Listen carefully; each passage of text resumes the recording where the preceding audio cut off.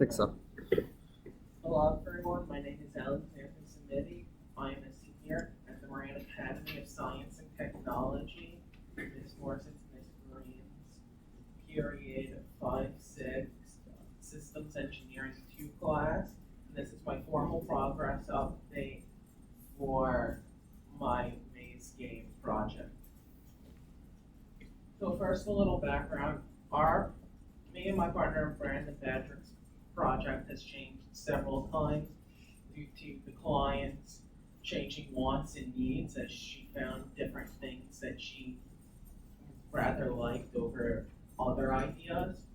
So our final product is now going to be a maze game that will display 4 types of birds going from a start location to their nests, as well as extra information that will be put on the back of the device to give a little bit more information, and also provide an answer key to make sure that people send the birds to the right places and not to whichever one they just so choose. So for my portion, I'm making the base that the maze itself will go in, which includes the support to make sure that it won't break, and handles for it to be able to be held, since out of all of our solutions, our client had chosen a handheld game as opposed to a form of board or anything that would be laid out in a much larger fashion. The client also said that it would be used mostly in a classroom setting, although it could be used outside from time to time, but it wouldn't be in any harsh weather. It would be in nice warmer weather that would not be raining. So I don't have to worry about making sure that it would be safe outside. It has to be conditioned to the classroom, and it will be used by the age range of 2 to 12, so it has to be simplistic enough for them to use. And the client very much stressed that one of the specifications must be the simplicity of it, since she didn't want anything too complicated that would take away from the learning process of this game. So for my design brief, I'm going to design, develop, and prototype a maze game made out of pressure-treated wood, and for a maze to be put inside for the use of my partner in the age range of 2 to 12-year-olds who attend the Raptor Trust in Long Hill Township, New Jersey, to assist in the learning process and provide a fun, engaging tool to help assist with teaching. And for this project, it'll be tested right here on Mast's campus, since this is close enough to what the conditions it would normally be used in.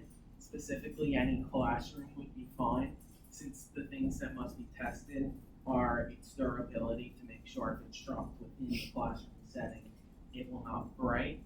And I also need to make sure that it is child-proof, since if 2 to 12-year-olds are using it, we don't want 2-year-olds choking on it or chewing on it and getting sick. So this is my final solution. It's made of 3 pieces.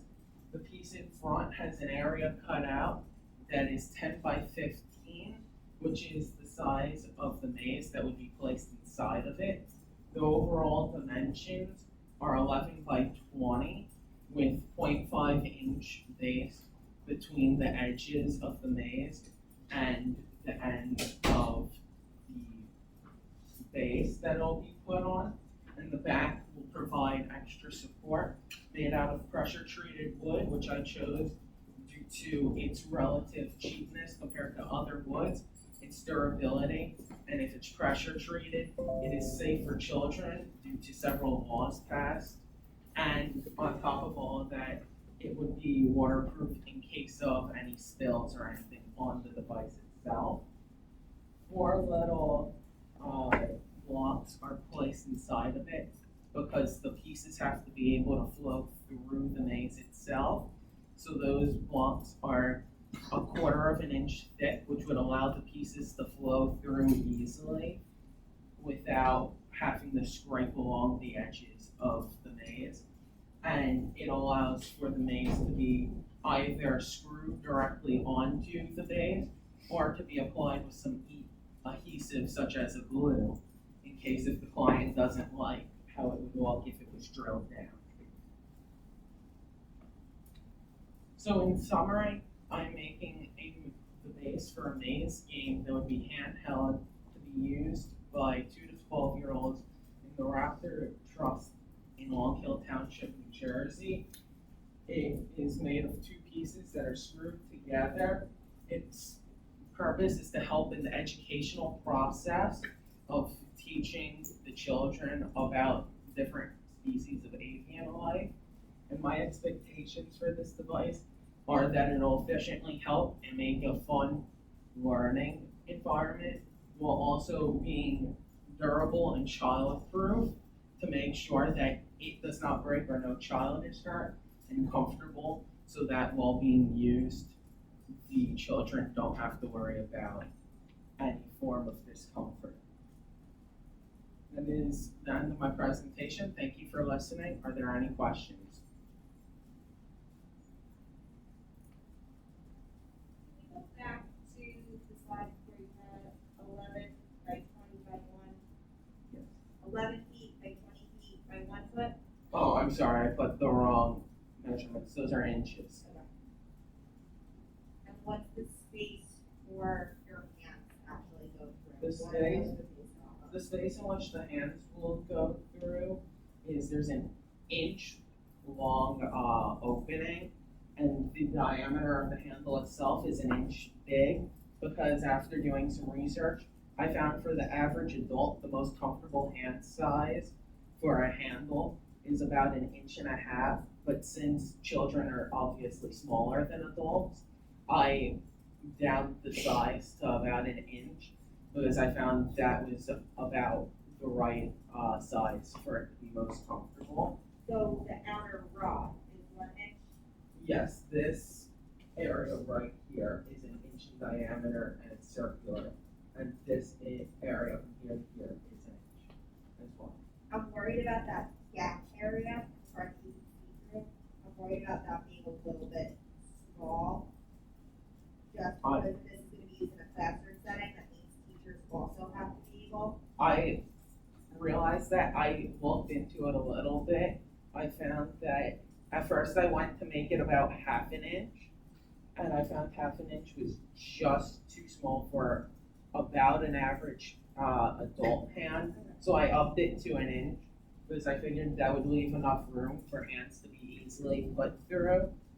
But during testing, I will make sure that while I'm holding it, I'll hold it for a longer period of time just to make sure that I don't experience any discomfort and my hands fit through nicely because I have a little bit larger hands than the average size. And is there an estimated weight of this product? I don't have an estimated weight. I did take a piece of wood that is the same size at home, and with my mentor, I cut it out and I held it myself.